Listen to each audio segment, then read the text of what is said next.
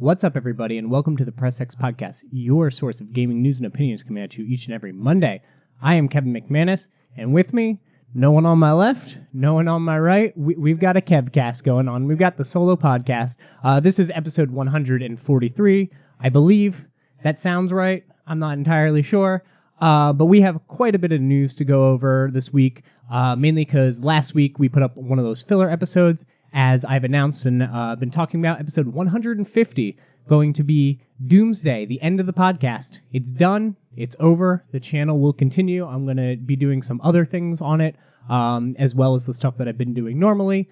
I might actually start streaming on the YouTube channel as well, and if I am, that will go live Tuesday, which will be tomorrow when this goes live. Might stream some Mega Man 11 in the morning and at night, kind of split it up into two parts. So look forward to that if you have any interest in watching me play some Mega Man. But anyway, like I said, we missed a week because we've been pushing out these top 10 videos, which are basically our kind of backup videos that we put out. And we have a couple more of those to put out. So those are going to be in the next 7 episodes or so. And then, of course, episode 150, the last episode, making some plans for that. It's going to be probably longer than usual episode, do some special things for it, etc., etc. If you have any suggestions for stuff that you think we should do on episode 150, besides maybe sacrifice a member of the Press X podcast, let me know in the comments down below. And maybe I'll cherry pick some of those and try them out for the for the big extravaganza, or sad whimper, depending on how it goes. With that said, like I said, housekeeping, streaming Mega Man 11. My game plan is to stream it on YouTube for the first time, not doing Twitch. I enjoyed doing Twitch. I want to try out the YouTube streaming, and I will try it probably, I'll say 10 Eastern to 2 Eastern, and then I'll hop on at night around midnight Eastern and try and probably not finish the game. Usually the first time through a Mega Man game, it takes a couple more hours than that, and I want to make sure there's going to be a lot of trial and error, and I don't want to look things up or anything like that. I just want to have a good time. I'm just hanging out playing the game. It's not meant to be, watch how good I am or watch the speed run or anything like that. I'm literally just experiencing the game, and I kind of want to share that because it's special. It's been a long time since I played a new Mega Man. Many years since Mega Man 10 came out.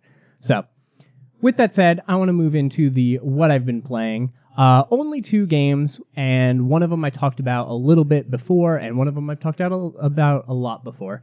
So here we go. I'll start with Shadow of the Tomb Raider. So this has been my single-player game that I've been playing. I'm thoroughly enjoying it. I still don't like it as much as Rise, and the main reasons for that is this feels way more like a Assassin's Creed, a Far Cry, these annualized video games. This game feels a little bit annualized to me. And it's not, but it has that feeling. There's a lot of automated animations in the game. Lip sync that is clearly not hand done, and they just used a program to be kind of match the sounds with, because there's so many characters and so much dialogue and stuff in the game that it just doesn't feel as polished and handcrafted as something like Rise of the Tomb Raider, which I do think is the superior game as of right now. I'm not finished with Shadow of the Tomb Raider yet. I would like to be. I'm enjoying my time with it. But I would have liked to be done by this podcast, but I just didn't get to it. I have gotten much further, though, than the last time I talked about it. And I will say some of my complaints about the game have shifted into positives. I don't want to talk too much spoilery stuff, but there is a section in the game, or a moment in the game, where the gameplay kind of changes up, and a lot of the systems that I complained about made sense. So things like the fact that there's a fast heal button, which I thought was a little interesting. You can kind of, hit R1 and X or whatever it is and heal yourself. And you need to collect these herbs to be able to do that. So sort of Resident Evil style.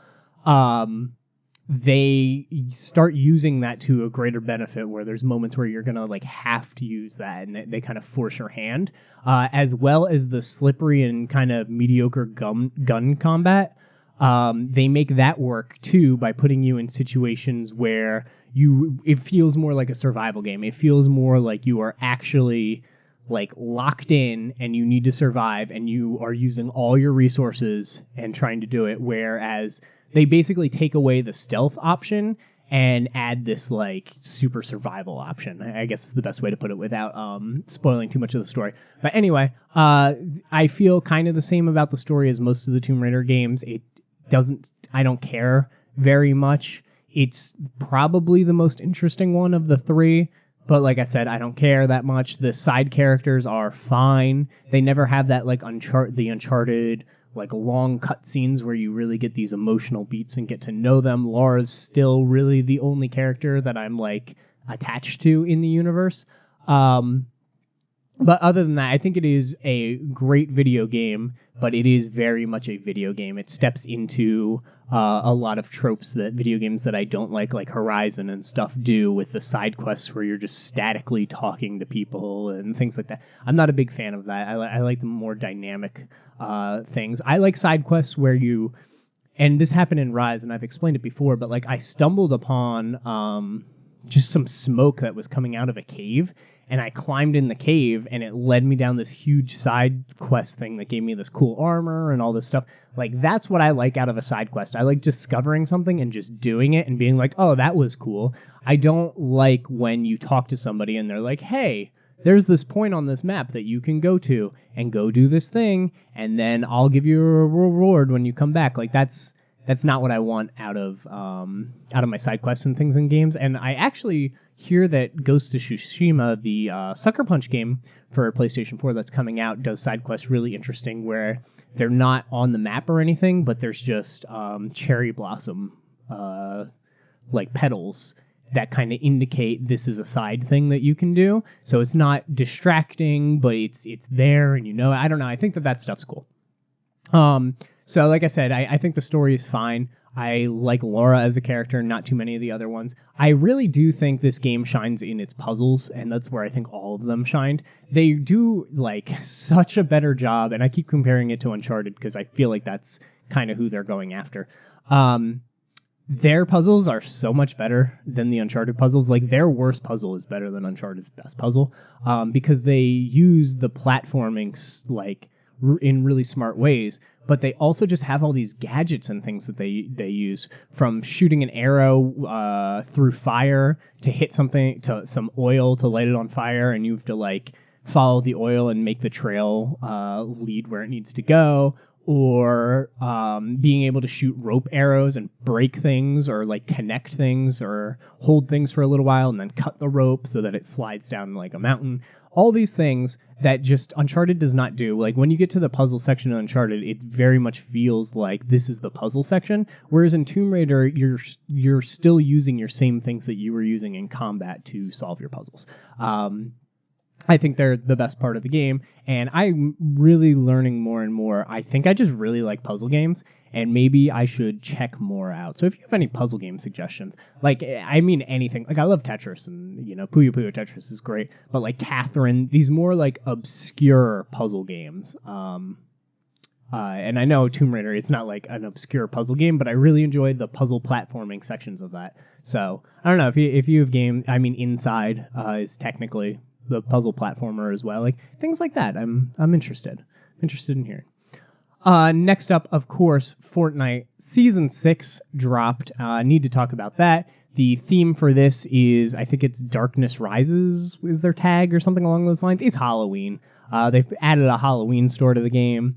The skins are like Little Red Riding Hood and a werewolf, and there's like a vampire chick that looks really, really cool. And there's some guy in a llama costume for whatever reason. It's neat. They didn't redo a whole bunch of the map this time like they've been doing. They just changed a couple existing areas, some in huge ways, some in very minor ways. Loot Lake being the big one, as it has a huge like vortex tornado in it, and if you go into it, it shoots you up in the air and you can kind of land anywhere nearby, fly around. The other big thing that they added is you can turn into a ghost by finding these like ghost rocks in certain sections, and you can phase through walls, you can move faster, you can jump faster, but you can't use weapons for like 45 seconds or until you hold down L2 or whatever it is and break that ghost state. I think that's really cool. Helps you get to the circle faster. Helps you. It's just interesting because you can like phase through a wall and then shut it off and shoot somebody in the back and they didn't even know you were there. If you stand really still, you're very hard to see. It just adds another dynamic to the game that I really like. And then there's this whole, of course, there's conspiracy theories. There's underground bunkers in a lot of places that didn't have them before. Like something they're building up to something big already, which is what they do so well with this weekly storytelling that they do that I love so much. Keeps me coming back to the game. Just what a phenomenal, polished, well-handled game that Fortnite is. And we're going to talk a little bit more about Fortnite later, so I don't want to go too far into it. But I want to give Season 6 a big thumbs up. I think it is already better than 5. And I think it's like fighting 4. I think 4 was the Hop Rock season. I think, or the whatever one was the superhero season. I think it's right there with it right now. And we'll see if it kind of trails off like Season 5 did, where it was super exciting for the first few weeks and then nothing really happened, or if they're going to keep doing things for it. So we'll have to see. But anyway, like I said, there is a lot of news. So I want to just hop right into it because I did miss a week. So first off, speaking of Tetris, Tetris Effect is coming November 9th. We got a release date for it. We got like a little trailer that was basically a recut version of the other trailer. This is super exciting. Tetris Effect, done by the team that did Rez, so very music heavy, very rhythm based. The music kind of goes to the beat of your pieces dropping and clearing Tetrises and everything. Playable completely in VR, just to give you quote unquote the Tetris effect, which they explain in the trailer, of seeing these lines being, cleared out mentally in your head while you're not playing the game, and just this kind of obsession with these shapes. Super excited for this to happen. I don't know if I can give Tetris Game of the Year. I don't know if that's fair under our rules, and I have talked before, we will still be doing like a Game of the Year video and stuff like that. We're still going to be doing podcasts, just the weekly podcast is going away. But maybe. I kind of want to. I haven't even played the game, but just looking at it, I'm like, man, this is the best thing I've seen all year. So anyway, November 9th is the day. I'm super excited.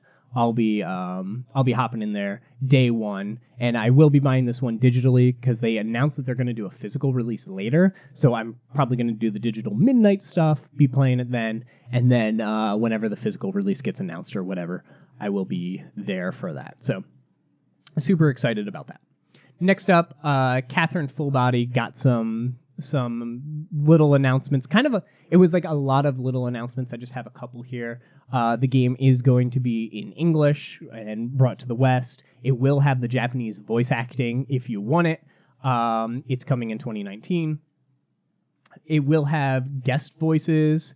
There is new things called sexy events, so we'll have to see how that is. I assume when you're with either Catherine, or Catherine, depending on how romantically involved you are with that particular one, you can trigger certain events. That's pretty cool, pretty interesting. I'm down with that. There's new cutscenes, there's new backstories. They showed off a couple of the cutscenes. So there's one where you get to see Vincent when he's young, kind of before his midlife crisis of, this girl who wants to get married, and this young girl who comes up to him, and whoever this new girl is that I don't know too much about. But we get to actually see the relationship between Vincent and Catherine with a K blossom, which I think is really good, because I do think Catherine with a K came off as kind of snarky and kind of a bitch in the original game. Mostly because they do talk about their past, but you don't get to see it or experience it, and now you're going to, and that's super exciting. It just seems like, I believe that they said something along the lines of, this is the game that we wanted to make, but we couldn't, and now we're getting that, and that's super exciting to me. Also, Catherine's going to have a whole bunch of guest voices, which I think is really weird. Catherine with a C. One of them's Futaba's voice from Persona 5. One of them is Fuka's voice from Persona 3. They're getting guest voice actresses that have done a lot of games for them. And that's cool, but I feel like that diminishes Catherine as a character. you give them that direction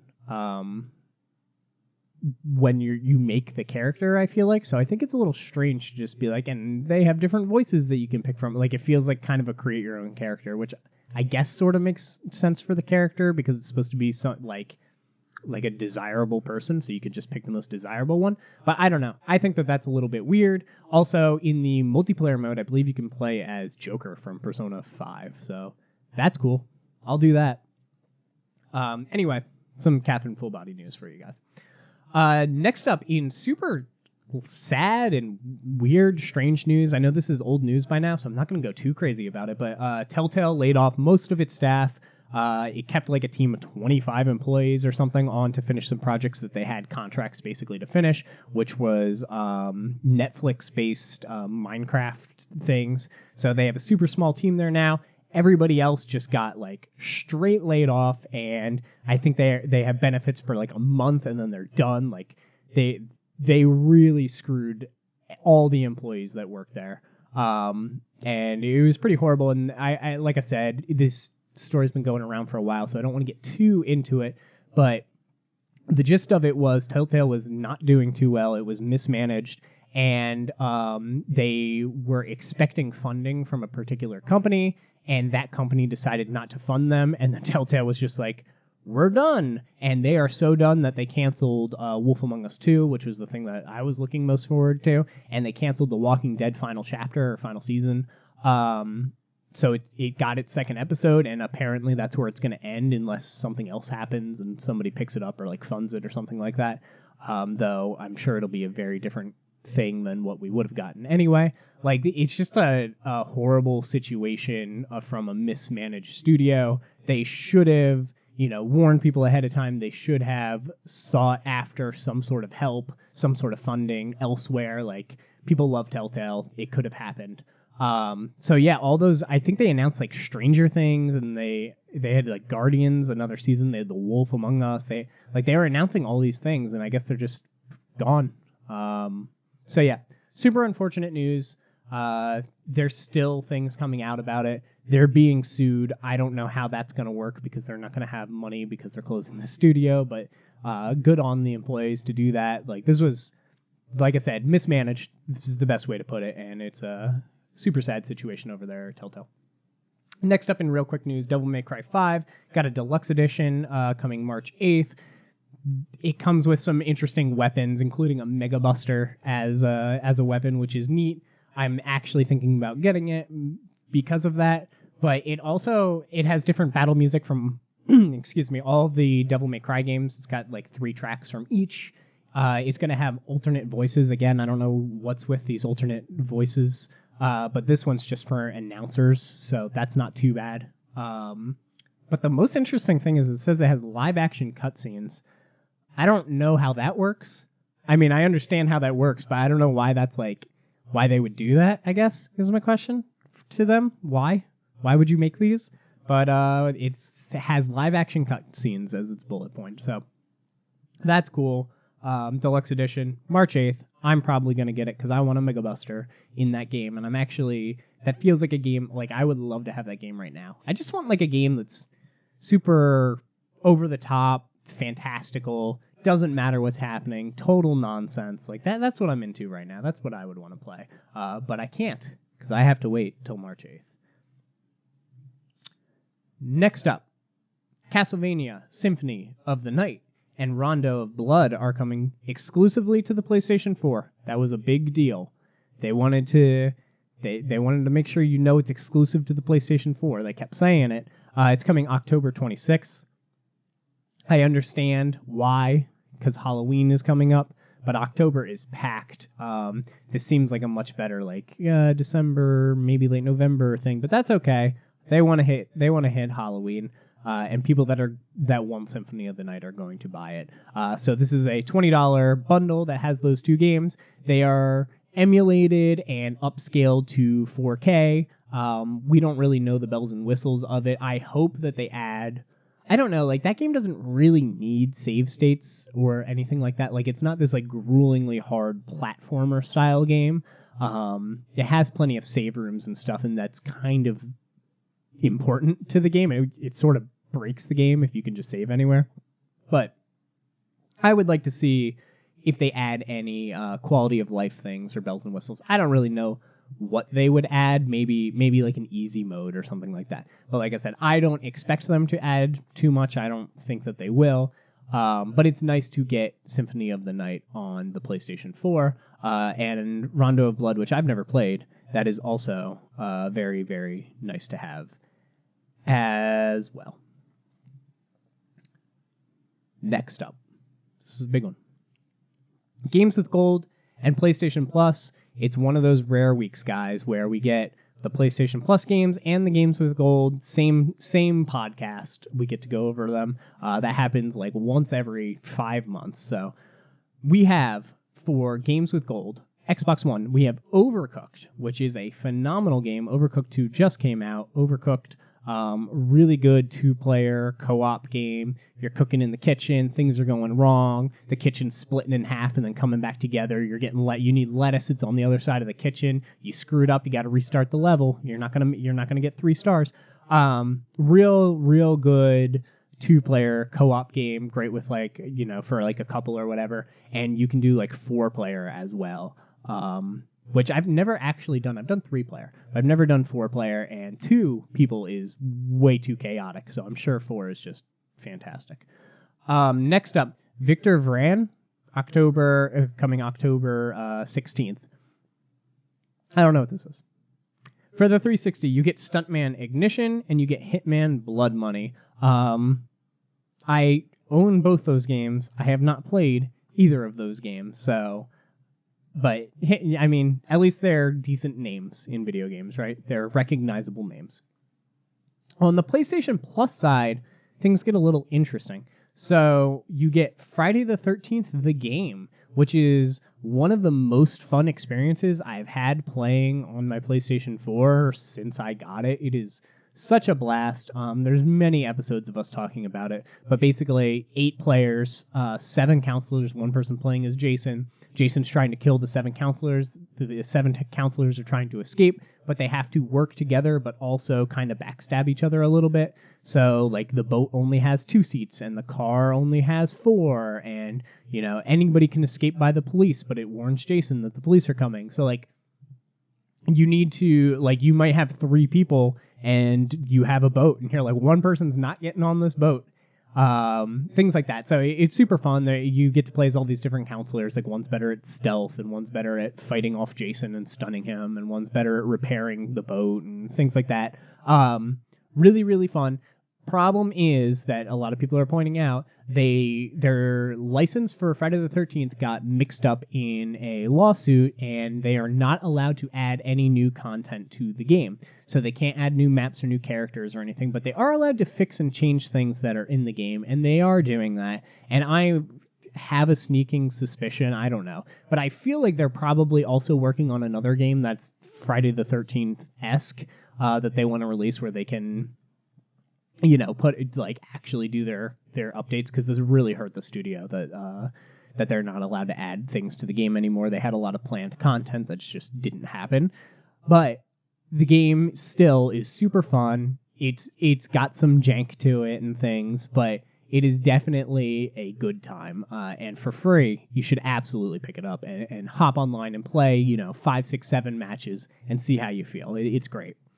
Next up is Laser League, which I think was a game that Nick really, really enjoyed. It's like a team-based game where you're trying to kill the opponents with your lasers, and there's different classes, and their lasers do different things, and certain ones can dash through certain lasers, and they all have different, turning a laser into an opponent's. I don't know. I haven't played it. I'm making up those classes. But things like that. So it's kind of this esports football laser game.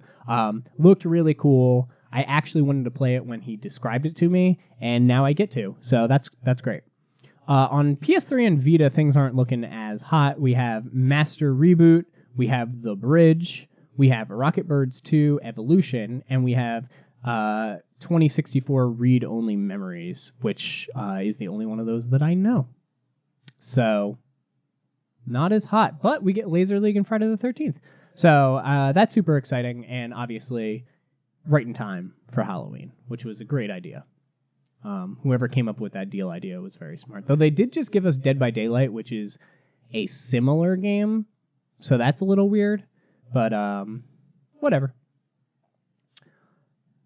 Next up, Sony has finally caved in and allowed crossplay on the PlayStation 4 for Fortnite. So this was such a phenomenal day. I woke up, I'm groggy, I grab my phone, I go through the Twitter as I do in the morning, and the first thing I see is a post by PlayStation. Hey, we are opening crossplay in Fortnite. It's going into beta. And I was like, oh no, beta? What's this garbage? I gotta sign up. And they're like, no, this is an open beta. It works right now. Have fun.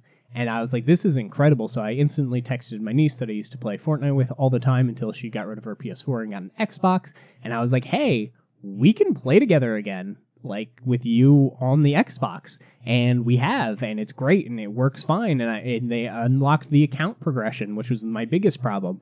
I played Fortnite on my Switch with my cosmetics and my actual characters, and I'm so glad that I held out and never logged in on my Switch on my main account with a new account, because they still haven't solved that problem. They're going to. They've talked about how they're going to maybe allow people to merge two accounts or unlink an account once so that you can put your account where you actually want it, things like that. And that's all fine and dandy. So I don't want to give Sony too much credit, because they should have done this a long time ago. But thank you so much for listening and doing kind of what was right. And before the PlayStation 5, just a random day. You didn't make that big of a deal out of it. It's just random day, boom, PlayStation, crossplay, live now. Sweet, thank you. Good job. Some other things that have to do with Fortnite as well. Now the matchmaking is done by input device instead of game system device. So if you're playing on PS4 with a mouse and keyboard, you're put into the PC servers.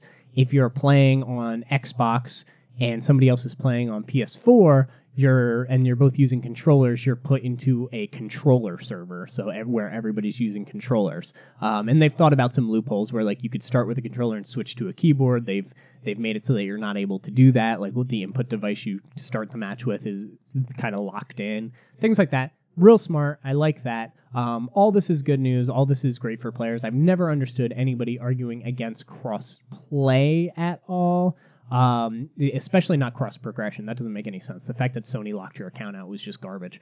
But, it hurts nobody. You're not forced to do it. And it's just nice you only need one box if you're only playing a couple games with people. You know what I mean? This is really helpful for... This is most helpful for when you meet a new friend and you're like, hey, what do you have? And they're like, oh, I have an Xbox. And it's like, oh, you weren't around with our group when we all bought PlayStations. That sucks. Buy a PlayStation or something. And then now you don't have to. You can still play together. So they're going to be opening this up to other games. Clearly, they talked about it in their press thing. I would imagine Rocket League's probably going to be the next one, and maybe Minecraft after that. But super exciting news just for gamers in general. And like I said, good on Sony for doing the right thing, even though you took a little while. But that's okay. I'm glad it's here. I'm glad I waited. And next up, the PlayStation Classic has been revealed. It'll launch on December 3rd, 2018, which is the anniversary of the PlayStation 1 launching in Japan, I believe. And it will contain 20 games, 2 controllers, no AC adapter, which is annoying, but it's fine. It's just a USB that you get everywhere. It's going to have 20 games included on it.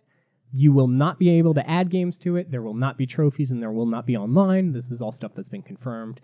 The weird thing is the controllers are not DualShock controllers. They're the actual, original controllers. So that's a little bit strange. But we know that Final Fantasy VII, Tekken 3, Ridge Racer Type 4 will be launching on it, as well as Jumping Flash, I think, is the other game. So I think they've announced 4 or 5 games. Anyway, that's cool. They completely copied Nintendo. I don't care. I think that is a smart move. I mean, it's a smart move. The average person doesn't even... the average person probably thinks that this and the Nintendo thing are made by the same people. They don't care. It's nice having these, mini collections. the big thing to me is like it is $100. That is the big thing. That's a lot of money to throw down on a mini console. It's got to be packing good games, and we don't know what the games are. We only know what like 4 or 5 of them are. And the question is going to be, what games do we think that'll be there? And I'll talk about that in a minute. But for me, this thing really needs multiplayer games. Like, it needs a reason for me to want to bring it to somebody's house and play it, and just be like, hey, you want to have a few beers and play some PlayStation 1 games tonight? Like, that sounds cool. Let's do that. That's kind of what the Super Nintendo Classic, or whatever it's called, tried to do with, Street Fighter and Mario Kart. And it had all these 2-player games, and it came with 2 controllers. And that's a really smart way to do that. I personally think that the NES Classic was by far the best one of them so far. It was also the cheapest at $60, and then we hit $80, and now we're at $100. There's rumors that the N64 Classic is still coming this year, which would just be insane. Getting 2 of those in a matter of a month. But anyway, to me, this needs multiplayer games. That is where it's going to shine. But the PlayStation, not a very big multiplayer console. Like the thing about like Nintendo is there's some magic about Nintendo, and I'm not a Nintendo like fanboy or anything, but there's something about like playing with that original controller. The games all feel so right. Like when you're playing with the Switch controller and you're playing like Mario, like it's off. It doesn't feel right. You're not as good. But PlayStation's kept that same controller design kind of throughout, and they've just improved it slightly, whereas Nintendo's changed controllers every single time. And there's things like that just make this weird. Like, it makes it feel like you are going backwards and not in the best of ways. On top of that, the games just don't hold up as well, I don't think, as the pixel art 2D style games. So it's a little strange. Like I said, the multiplayer component's going to be a big factor to it. So let's do maybe 15. I don't know. I'll move into the question here, which is going to be, what games do I think will be on the Classic? And I'm just kind of I'm gonna do it as a mixture of things that I want and things that I actually think will be on there. And I think this is going to be a little bit depressing, honestly. So first, let me start with things that I think are absolutely going to be on here. First off, Twisted Metal 2, I think is like 95% going to be on it. It's first party. They can do the rights for it and everything. A lot of the problem with games that I want on this, and this is going to be, like I said, a mixture of dream and reality. But I just think it's multiplayer. It's first party. They can easily get it on there. I think that Twisted Metal 2 will absolutely show up on this thing. Some things to take into consideration is the analog stick. So like something like Ape Escape can't show up on this console because it requires the dual analog controls. But Twisted Metal 2. The next game I'm going to pick is Parappa the Rapper. And once again, it's in this weird spot where Sony's remastered a lot of these games. They've remastered Parappa. It's on the PlayStation 4. There's a better version of that game out already. Final Fantasy VII's been remade, like up-resed and added all these content. Like you're getting like the bare bones version of Final Fantasy VII with this. Like, is that what you want? Because you can play a better version. I don't know. It's just a little bit strange. But with that said, I think Parappa is kind of a shoo-in for this as well. The next one that I'm going to pick as kind of an absolute is Medieval. I think I know we're getting the Medieval remaster in 2045. And I'm super excited to see that, and I'm super excited to play that, but I think that it's not coming this year, and I think it will be on this Classic almost 100%. Now let me move into one that I think we won't get, but I want, and that's going to be Devil Dice. Devil Dice, for people who don't know, is a puzzle arcade game, I guess you could say, where you're basically this character that jumps onto dice and you're rolling it around and you're trying to match the number of dice with the sides of the dice. So like 2 flipped up with two next to each other with the 2s face up will clear that row. Or you can like get crazy and try to get sixes next to each other and clear that one. And you'll get way more points, but that's way harder to do. And you're kind of timed, like more and more dice start showing up. So it gets harder. You get less and less space to work with to like roll them. And you start getting stuck, and then eventually you run out of space and you can't roll any dice and you lose.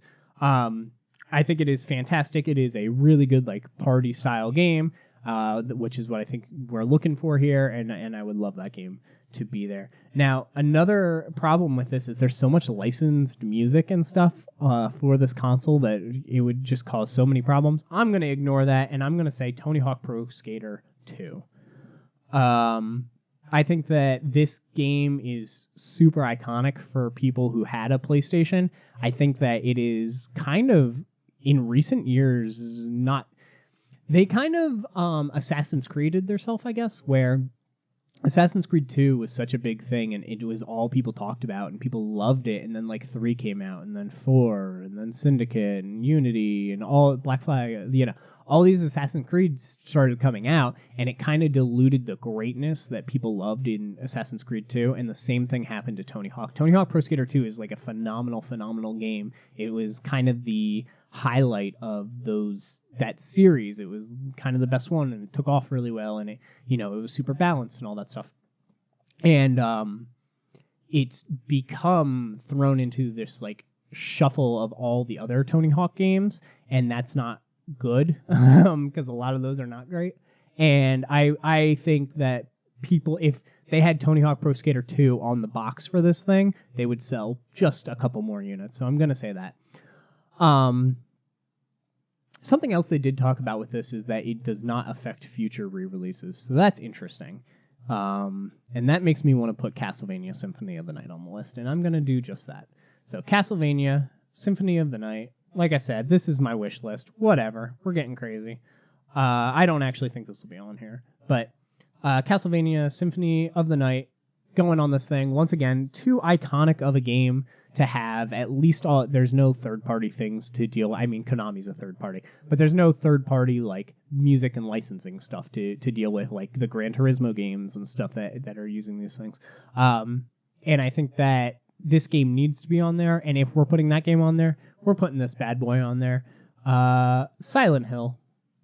If Konami's going to play nice, they're going to play nice. So we're going to get Silent Hill on this thing. I think that would be a phenomenal one. That's enough. I did pre-order this thing from Amazon with the intention of canceling it if the games revealed are not great. Like, that's kind of where I am. If they reveal, like, 2 more cool games and then a whole bunch that I don't care about, I'm just going to be like, I don't need this thing. But if they put Silent Hill on there, I'm in. That's the only thing it'll take. Now, what other ones could there be? The thing is, I put Tony Hawk on there. Tony Hawk's Activision. So is Crash Bandicoot. They just remade Crash Bandicoot. I'm going back and forth. Spyro's coming out. Why would they put Spyro in this thing? That's where I am. They've just remastered so many of these. But I'm going to say Crash Bandicoot Warped and Spyro 2 are showing up on this thing. We need to get that $100 worth, right? That $100 got to go somewhere. So Crash Warped, Spyro 2, come into the classic. Activision likes money. They don't care. If Sony's like, hey, here's some money, we're going to put these games on there, Activision would be like, we love money. Sure, go ahead. Now it gets tough. I'm running out of games. So here's the thing. I don't know sports games.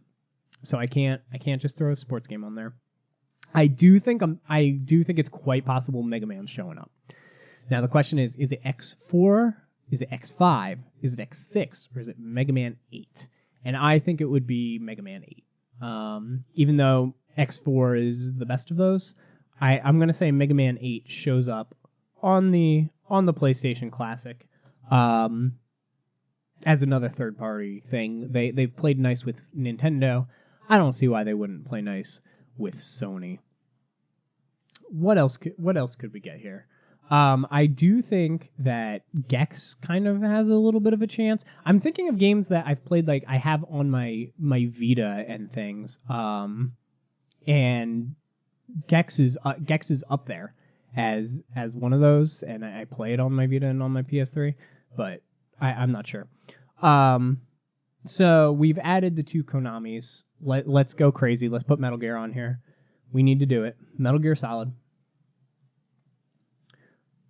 There's some weird things about this one, particularly with I don't think these controllers vibrate and they don't have the analog sticks and stuff, so that's a little bit strange, but we'll have to see how that works.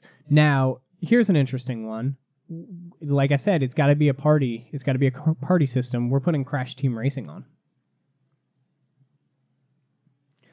I think that this one has a super, super, super small chance. Like I'm talking like 5% maybe to get on here. But I feel like that is another one where people see that on the box and they're like, oh yeah, Crash Team Racing. I could totally do that.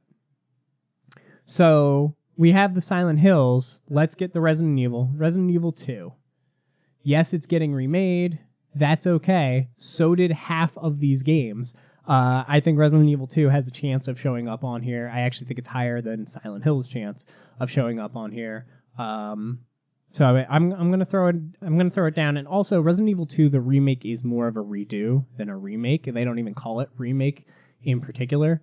So I could see that happening. Now, I do want to point out, and here's my prediction for this thing. I think we get one game that's like Japanese only. Like we get one game on here that was not released elsewhere. I think that is super, super possible and actually kind of likely. I have no clue what that game would be, so I don't even want to try to make a prediction about it, but I just can see that happening. What else? Let's see.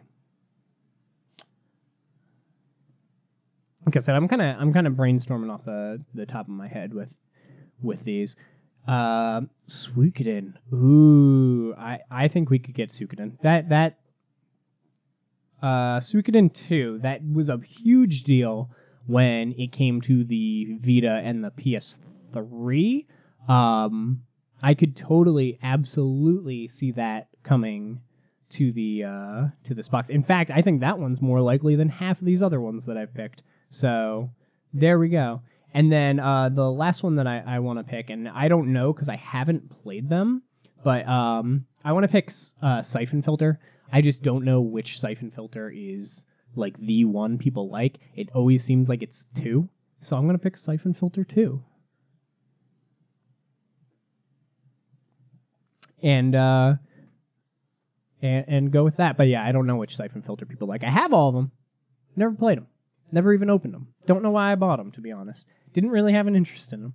But anyway, so I imagine the ones that we got, and then Twisted Metal 2, Parappa the Rapper, Medieval, Devil Dice, that's not happening, Tony Hawk Pro Skater 2, Castlevania, Symphony of the Night, Silent Hill, Crash Bandicoot Warped, Spyro 2, Mega Man 8, Metal Gear Solid, Crash Team Racing, Resident Evil 2, Suikoden 2, and Siphon Filter 2. That's my choice. That's my list. I just did it right now. We did it live. We will see when the full list comes out how close I was. I'm going to say I got 5 of those right.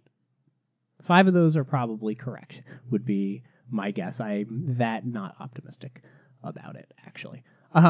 Anyway, let's move into the releases and then get out of here. So the releases for this week, not too many of them, but oh boy, are they big ones. Oh boy, are there big ones. And there's ones that I know that aren't even on here. So I'm just going to start out and say it. October 2nd, Astrobot Rescue Mission coming out. VR platforming game. Let me tell you why it's awesome. It's a platforming game in VR. Your head's the camera. You're like, ooh, where's the collectible? Oh, it's up there. You're involved in the world. You use your controller in interesting ways. You can like flick it to throw things. You can shoot rope out of it and like pull on the ropes to pull things down. You can have your character, your like Mario style character, jump up on the ropes and climb things that way.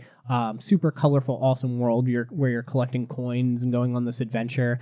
I think this is going to really throw a lot of people off for how good it is. Like Firewall did, I think this is going to do that for platformers. I'm so excited. The tech demo for this game was one of the best VR experiences you can have. And this is going to be huge for VR. I really do believe that. This is exactly what I wanted. This is like kind of like what when Lucky's Tale was announced for the Rift, I believe it was. And I was super jealous I didn't get to play that. This looks like significantly better Lucky's Tale, so I'm excited for that. Next up, Forza Horizon 4, October 2nd, coming to the Xbox One and PC, and I believe it is free on Game Pass if you have Game Pass. Not a Forza guy. Horizon seems to be the beloved series in this franchise right now. Glad for everybody that's getting that. I imagine Kellen going to be getting that, and maybe can talk about it a little bit later. But Forza Horizon 4. Next up, Fist of the North Star Lost Paradise, PS4, coming October 2nd. Next up, Mega Man 11, PS4, Xbox One, Switch, PC, coming October 2nd. Like I said, probably going to stream it October 2nd morning and night into October 3rd. So if you have any interest in hanging out with me while I do that, I don't know why you would, but we could try it. We'll see how it goes. It might be a disaster. Like I said, it's going to be my first time trying it. Next up, Assassin's Creed Odyssey, PlayStation 4, Xbox One, PC, coming October 5th. And also a Friday release is Super Mario Party coming to the Switch October 5th. So we have a medium, small PS4 exclusive, the big Xbox One exclusive, big Switch exclusive, and some big third-party exclusives as well. What a week. What a week in sports entertainment. So that is it for this episode of the Press X podcast, of the Kevcast that we had today. Thank you guys so much for listening, and I will speak with you next time.